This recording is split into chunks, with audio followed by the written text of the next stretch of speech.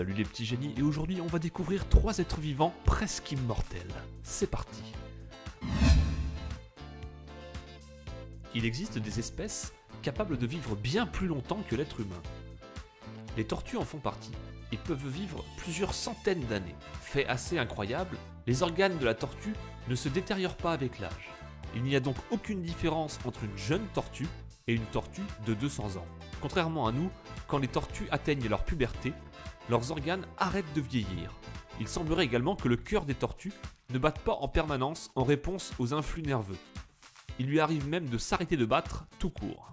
Les tortues font partie de la catégorie des reptiles munis d'une carapace. Mais leurs organes correspondent à celles des vertébrés. Elles n'ont pas d'oreilles externes et leurs oreilles internes se situent derrière leurs yeux. Elles n'ont également pas de dents mais un bec. La méduse Turritopsis nutricula est une espèce de méduse que l'on peut trouver dans la mer Méditerranée ainsi que dans les eaux du Japon. Elles font partie des animaux que l'on qualifie d'immortels. En effet, cette méduse serait capable d'inverser son processus de vieillissement et ainsi de retourner à sa forme juvénile après avoir atteint sa maturité sexuelle, et ce indéfiniment. Ce processus s'appelle la transdifférenciation. Cette soi-disant immortalité ne concerne en fait uniquement que son développement, qui, comme chez la plupart des êtres vivants, aboutit au processus de vieillissement et donc à la mort. Du fait de ces caractéristiques exceptionnelles, les biologistes et les généticiens du monde entier l'étudient depuis de nombreuses années, notamment concernant des remèdes contre le cancer. En effet, l'immortalité biologique a dans un premier temps été décrite sur les cellules cancéreuses, dont les mécanismes de mort cellulaire naturelle se retrouvent bloqués, cela rendant ainsi la cellule cancéreuse exempte de vieillissement. Les tardigrades, appelés aussi oursons d'eau, ont été découverts par Johann August Ephraim Goez en 1773. Plus de 1000 espèces sont actuellement recensées à ce jour. Elles mesurent un peu plus de 0,5 mm jusqu'à 1,5 mm.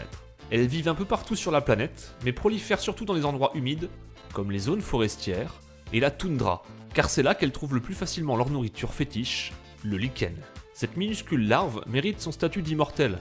En effet, on en trouve aussi bien à 4000 mètres de profondeur, comme à plus de 6000 mètres au sommet de l'Himalaya. C'est également le seul animal à pouvoir survivre à l'environnement de l'espace à l'heure actuelle. Les tardigrades ont une très forte résistance au rayonnement, rayon X ou rayon ultraviolet, plus de 1100 fois ce que l'homme peut endurer. Selon des résultats de laboratoire, qui restent à confirmer, les tardigrades présenteraient également une exceptionnelle résistance à de nombreux produits toxiques, grâce à une réponse immunitaire appelée chimiobiose. En cas d'absence totale et prolongée d'eau, ils peuvent survivre plus de 10 ans en cryptobiose, ce qui signifie un état complet et arrêté du métabolisme, sans aucune goutte d'eau, puis reprendre leur activité quand ils sont de nouveau réhydratés.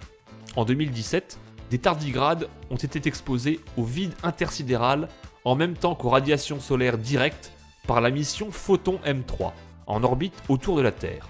Et plusieurs ont survécu. Leur durée de vie n'est pas connue à ce jour, mais il faut savoir qu'en rentrant en cryptobiose, elles entrent dans un état de stase et deviennent quasiment indestructibles et immortelles. Si cette vidéo vous a plu, n'hésitez pas à vous abonner et à cocher les notifications pour être averti dès que je sortirai une prochaine vidéo. A très bientôt.